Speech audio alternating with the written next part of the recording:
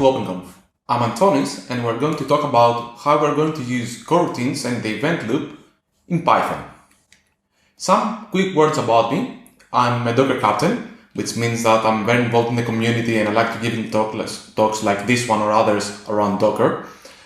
I am an early user. I've been using Docker since the early days, and I'm also a Python lover and developer. I have been coding in Python for almost 10 years now, and I always want to code in Python when I see a new complex program. I work as a software engineer at eFood, which is a food delivery service in Greece and part of Delivery Hero, and I'm also doing a lot of consulting and training around containers, DevOps and other things like that. In general, I love automating stuff, writing code in Python and other languages, and making sure the development workflow of the developers of my team are up to speed, fast and easy. Enough about me though, let's see what's in the menu for today. First of all, we're going to see the differences between concurrency and parallel computing. We're going to see how these work together or not. Then we're going to talk about coroutines, which is the Python concept for running concurrent code, and the event loop. We'll see how these concepts are implemented in Python. Of course, we're going to talk about web services and why concurrent code can help us write better web services. And at the end, we'll see some results, some examples, and some timings from different examples, both running synchronous and asynchronous code in Python. First things first, let's see the differences between parallelism and concurrency. Because usually these are two terms that are interchangeably used, and many times people do not understand the differences and the similarities they have. On the one hand, concurrency is the ability for programs to be split into smaller parts, which if they run either in order or out of order, the end result will be the same. So if you have a big function, imagine that we can split it into smaller ones, and if we run all those small parts of the program, the end result of the function will be the same. On the other hand, parallel computing is the ability to run multiple calculations at the same time. So let's say that we have multiple cores for the CPU, then we can run multiple functions all at the same time, one at each different CPU. Of course, everything is better understood with an example, so let's start and see an example with two different functions, the yellow and the pink function. First, we're going to run these functions sequentially. So we're going to first run the yellow function and then the purple function. If we want to implement this concurrently, we're going to be able to split the yellow function into smaller parts and the pink function into smaller parts too, and then run the first and the second function interchangeably, all the different small parts, until the end result is the same. So if we are able to split these functions and run them concurrently, we're still going to run in the same time, so we need the same time to finish and have the same result, but the result will be the same, and the CPU will not run one function until it ends, but we will be able to run the first and second function interchangeably. Then we got parallel computing, where we have two CPU cores, and the first CPU core is going to be assigned the yellow function, and it's going to run this one, and the second CPU core is going to be assigned to the pink function, and the pink function will run there. So here we have not done anything different in the functions, but the end result is faster because we can run both functions at the same time. So this is parallel computing. When we reach this stage, the first question that comes to mind is, why not just parallelize everything and run everything in parallel? So let's say that we have 1000 functions, parallelize this and then run those functions in the different CPU cores that we have available in the machine that we're running. The first thing is that I told you a very small lie, that you can either use concurrent or parallel computing. The reality is that you can use both of those concepts at the same time and then have even better results. So in our first example, we can run both the yellow and the pink functions at the same time. So if we have two cores, we can have all those functions running on all those cores interchangeably. So in this case, we can run twice the yellow and twice the pink function in the same amount of time that we need to run two of them if we have two CPUs. The need for concurrent programming is that we want to have even better utilization of the available CPU. So in our previous example, we assign one function to one different CPU in parallel computing, and then we cannot do anything when this program waits for something. So let's say, for example, that we have a database query or a network call that we need to wait for, and as long as this query is running on the database, we cannot do anything on the available core. So this core stays there idle. So in order to better utilize the CPU, we want to use concurrent programming and be able to run other things while we wait for database queries, network calls, or other things that are not running on the CPU. In order to do that, let's go back to the previous example and identify those idle spots. So in the yellow function, as you can see, there's a gray spot there that says that during that time, the yellow function waits for something from the database or the network. So it does some computation at the beginning, it waits for something from the network, and when it has these results, it does another computation before it exits. So the yellow function actually is not running the whole time, but the CPU is only needed during the yellow parts of the function. Similarly, on the ping function, we have two different gray spots because we might have a database query and then we might have another network call. So we want to be able to run something on the CPU during those gray areas. In order to be able to do this, we are going to talk about another concept, which is coroutines, and also the event loop. Let's see how we can optimize this program step by step.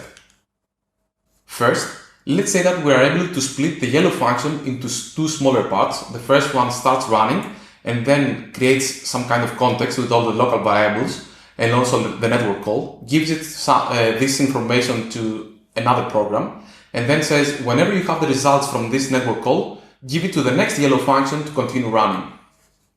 Then we have the second yellow function, which accepts the result from the network, from the database query, for example, and also the context, all the local variables and other needed information from the previous yellow function, and then continues running from that point on. Also, the program that we are creating which does all this orchestration is able to start the ping function when the yellow function is waiting for something from the network. So the first yellow function starts running. When it hits the network, it gives the context and the network call to our program, and then our program goes on and starts running the ping function. When the ping function ends and needs to do something from the network, it does the same thing, and then our program goes back and gets all the network results, and when one network result is available, it gives it back to the related function and continues running. All this orchestration is done by our own program, so our own program knows how to start the function, then continue the next one, and knows which network call is related to which function. So it's going to give the yellow network call result to the yellow function and the pink network call result to the pink function. As you can see in the final example, we start running the yellow function.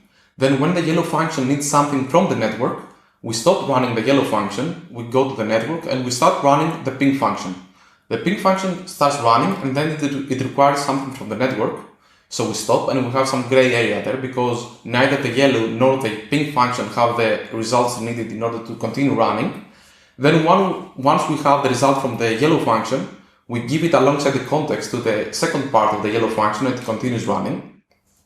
Then when that finishes, we have already received the network call from the ping function, so the ping functions continue running alongside the context from the previous execution.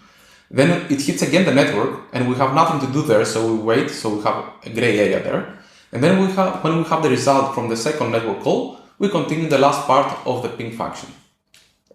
The thing is that even though we run exactly the same things as before, since we were able to run this software concurrently and switch between the yellow and the ping function when needed, we have gained a lot of time in the overall execution. So all this green area is time we saved in order to run other things in our software. On the top, you see those functions being executed serially. This could be either in one core or multiple cores, but all the gray areas are times that the CPU is idle and we cannot utilize it. So we want to minimize those areas so that we win all this green area at the end. Coroutines are actually subroutines that can be paused and continued when needed. So when we have a coroutine in Python, when it is something from the network, this coroutine will be paused. It will save the context in a local variable. It will wait until the network result is ready, and when the network result is ready, it's going to continue running, having the same context as before. So when we're using coroutines, instead of actually splitting our functions into smaller ones, like we did in the previous example for the yellow and the pink function, we can transform the pink function and the yellow function into coroutines, and those coroutines will do that all the things automatically. On the other hand, we have the event loop. The event loop is the for loop, the smart program that we had created before in order to orchestrate all these different coroutines running. So the event loop is going to do a big for loop, find all the available coroutines that are actively running, run them one after the other, and when they hit the network, it's going to pass the execution to the next one and wait for all these network calls on the backend. When one of those network calls is available, it's going to continue running the coroutine that is related to this network call. So in this way, instead of us going and doing all the hard implementation of splitting the functions and orchestrating them, we can run using coroutines and an event loop in order to be able to have all this framework available for us to use. So in order to sum up, on the one hand, we have coroutines, which are actually subroutines that can automatically pause and continue running when they hit the network call or something that needs to stop execution.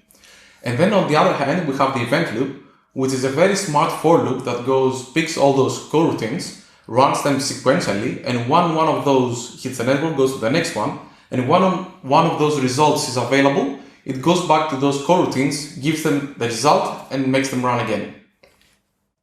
Since we now have most of the theory in place, let's see how this theory is actually implemented using Python. In Python, we have the concept of coroutines and event loop.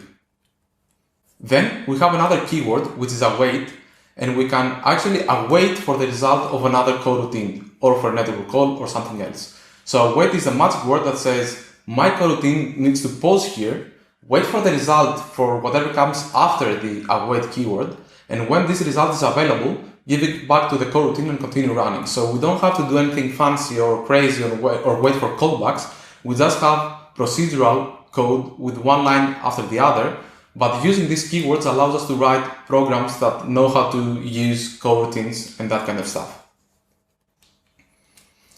Of course, this is not available in all versions of Python. It's been added to more recent ones.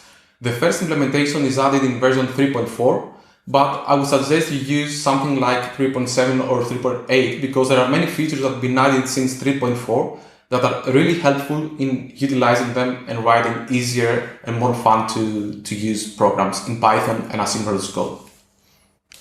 All this implementation in Python is within a library called Asyncio. Asyncio is the library or the framework that abstracts all these simple things like coroutines, event loops, and other things that are needed for concurrent asynchronous code in Python and wraps them in very nice APIs that you can use and run them.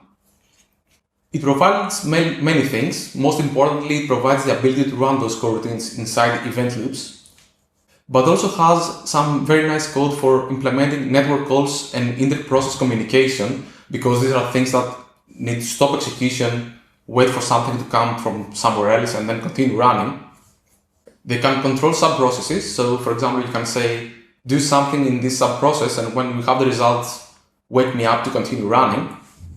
You can distribute tasks via queues, and also, of course, synchronize concurrent code. So it creates a lot of nice high-level API for you to use and write all this asynchronous code in Python. You can't learn a new concept, of course, if you don't see a very nice simplified hello world example. So here is the hello world example for this function. So first of all, this main function, as you can see, is defined as asynchronous. So this function cannot run inside synchronous code. It needs to run inside asynchronous code only. So this is a very big limitation that you have to keep in mind. You cannot mix easily synchronous and asynchronous code.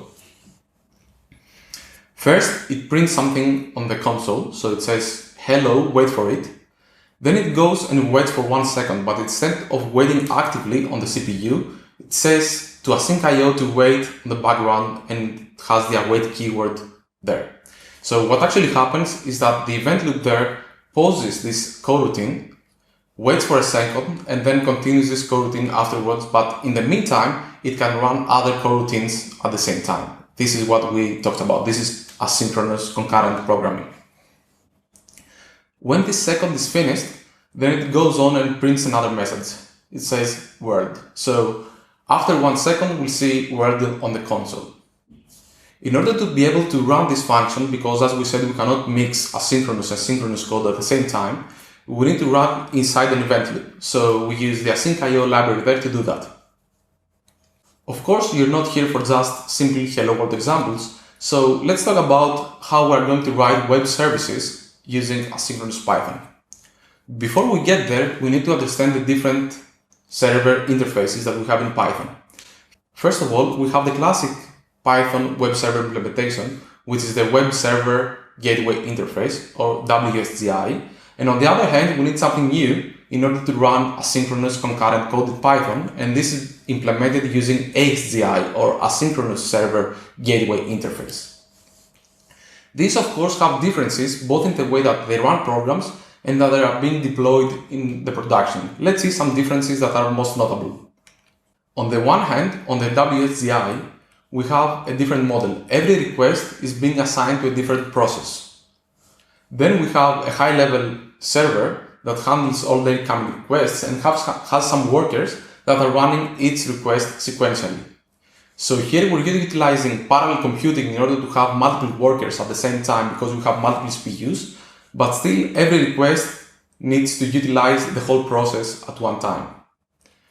Usually, when we deploy these servers, we are using 2 times the CPU cores available plus 1 in order to have the best utilization available on our system. So that means if we have one request more than that, this request is going to finish for one request to complete before it starts executing. So we have a queue of requests coming in, then we have multiple requests running, and one of these gets completed, gets back the result to the user, and the next one request comes in order to continue executing. Of course, in this model we are only running synchronous code, and the most commonly used web server is Unicorn. On the other hand, we have ASGI. On ASGI, we have one request being transformed into one coroutine, and in that way, we can have multiple requests being run at the same time. So every request creates a coroutine, we have multiple coroutines, and then we have an event loop running all those coroutines concurrently. If, for example, one request waits for something from the network or database query to finish, then another request is being executed at a time, and then when that request finishes, the first request comes in and gets executed. So you can have multiple requests being serviced in parallel, actually concurrently. Of course, when we have multiple cores, we need to have multiple processes, multiple event loops running. So we usually have one event loop per core available.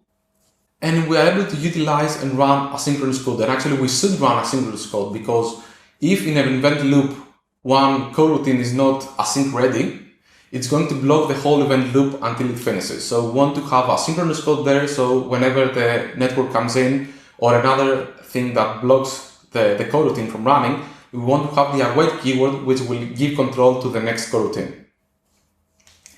The most commonly used web server here is Uvicorn, but there are many other implementations available that you can choose from. You can actually use Unicorn again, but with a worker that supports Uvicorn.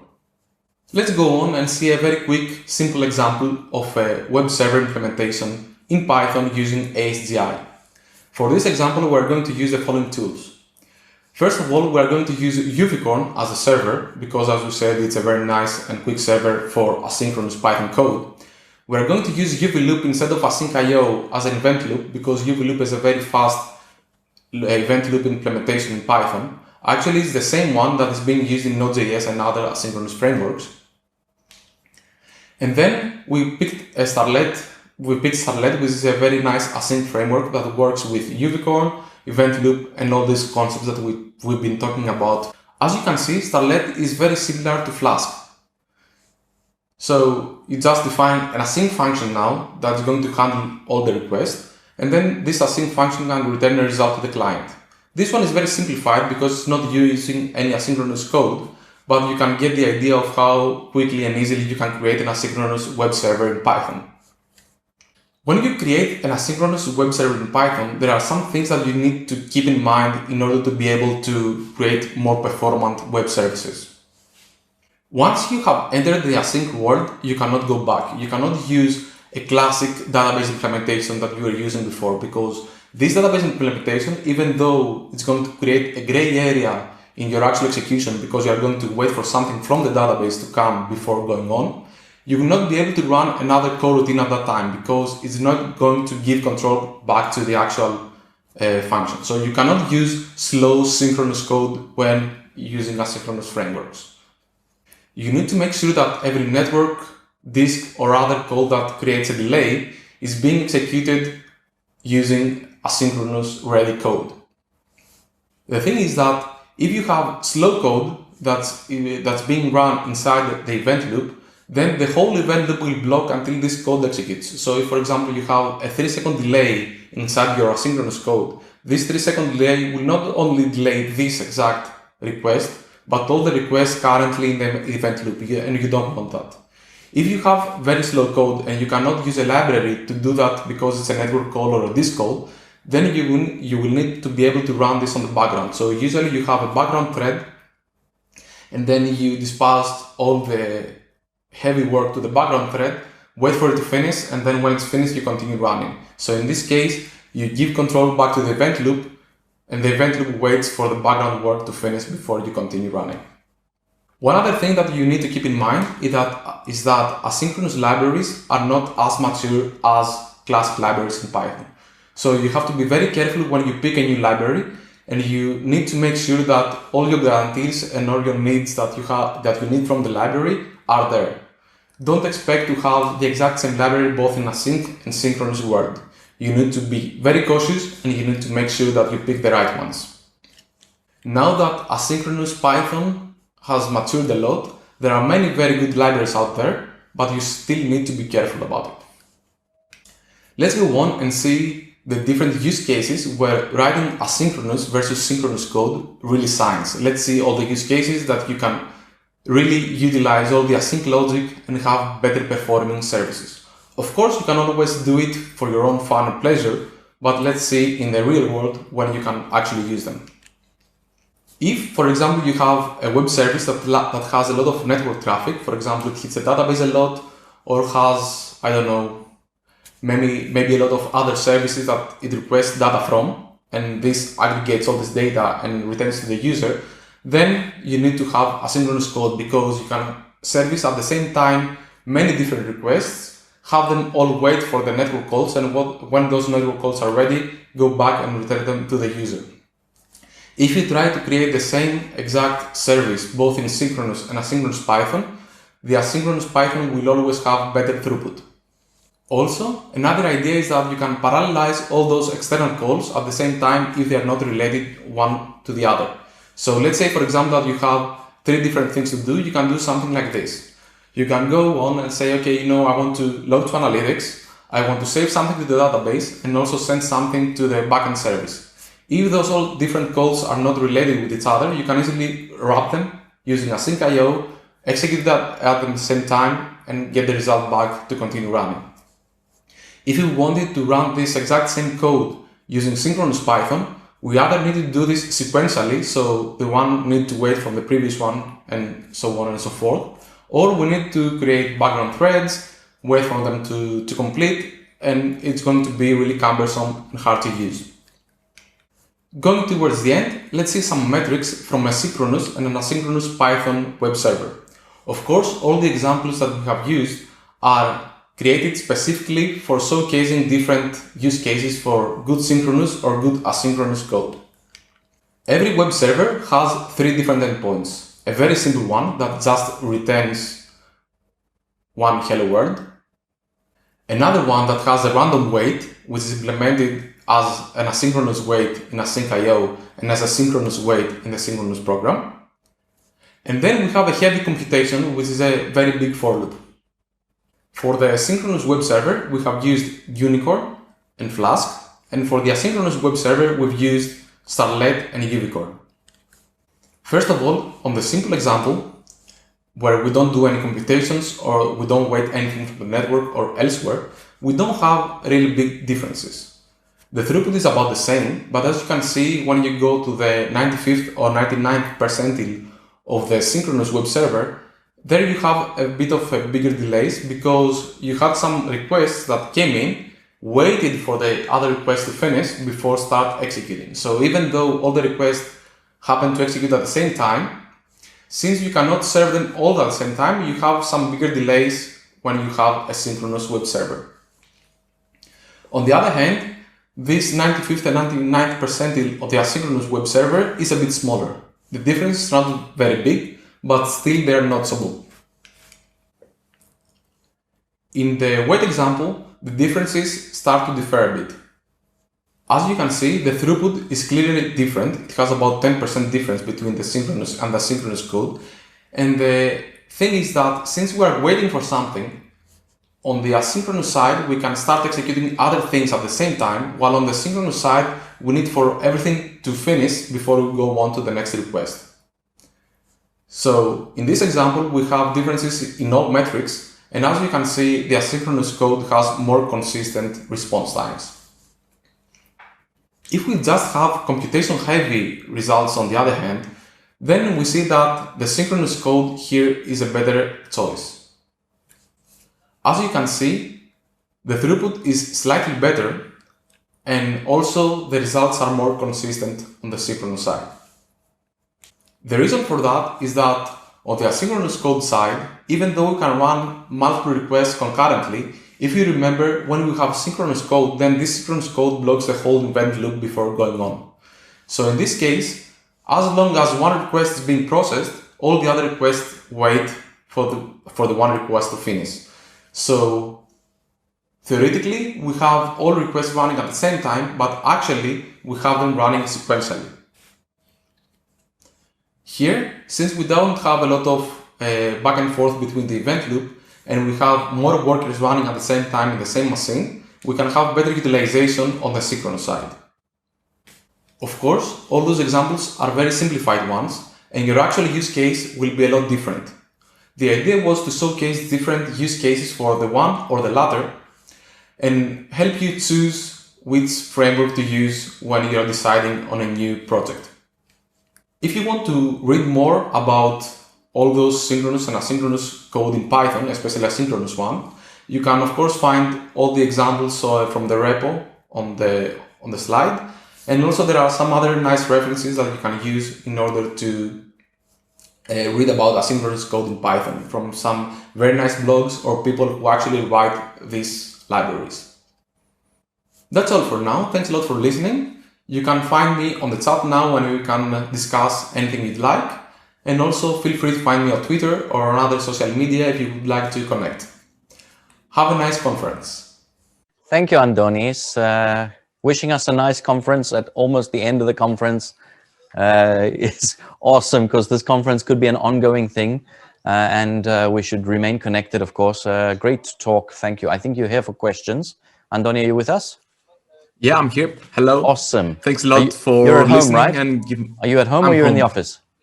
I'm at home now. Awesome. Fantastic. Let's have a look at some questions here. Right. Thanks for the interesting talk. How would you suggest data scientists with no software engineering background get some experience with these concepts in order to add value to his or her company? Okay, so data scientists are using more and more Python libraries to do their work. So Python frameworks are often enough at the front of different implementations for data science projects. Especially for the asynchronous code in Python, usually when we're talking about data science programs, these programs are computation heavy, so they don't really make a difference if you do the computation within an asynchronous code like the one we discussed about, and a more classic example of Python. If a team of data engineers, though, needs to go forward and needs to evolve in their engineering skills, I think that the best idea is usually to have a more experienced person, usually a software engineer, join the team, and then make a combined team that has both a strong engineering background and at the same time strong data science background. And this allows the team to move forward and evolve, in my opinion. Thank you, Donny. Aurea, next question. You're a very capable young engineer with very active in media with strong soft skills. How important are all those soft skills apart from technical knowledge for an engineer to succeed? I believe that engineers are often enough concentrated only on the technical side of their work, but at the end of the day, our work involves other people, and we have to be part of a team, and we need to be, a team can do a lot of great things. And as you said on Friday, we need to be a village in order to move forward, to make a startup. So even the best engineer without any social skills is not good enough, because him or her alone will not be able to, deliver the optimal solutions for the company. An engineer should also work hard in order to have good team playing skills and social skills, in my opinion. Absolutely, absolutely. As a technical question here, what are the benefits of concurrency versus multi-threading? So the main benefits, and I try to focus the presentation there, is that concurrency and multi-threading can run together. So it's not choose one or the other, but when you have different threads running synchronous code, actually, then this code, if it has a lot of network requests or database queries or other things that block and need to wait for something from the network, then this thread is idle, and idle threads are actually underutilized resources. So concurrent code allows you to have both code that does some computations and code that talks to the database or to the network at the same time, and then utilize the time, the idle time, to run other things during that period. So if you have so the rule of thumb is, if you have a program that needs to do a lot of database queries or network calls or other asynchronous things, then concurrent code might be the better choice, but that's not always true. So you have to pick your fights. Okay. And then there's another technical question here. What worker class was used in the G-Unicorn example? So it was used, the worker class that was used was the classic one, which is the synchronous worker. I suppose that the question comes because there are many other different worker classes that you can use, like G threads or G event or green event. I don't remember the exact names right now, but these do a lot of patching in the actual networking stack of Python in order to provide something similar to what we have with concurrent code. So I would strongly advise to switch to a concurrent architecture and not a classic one, if you need to do all the extra mile and the extra work to switch your application or your logic. Okay, fantastic. I don't think we have any more questions.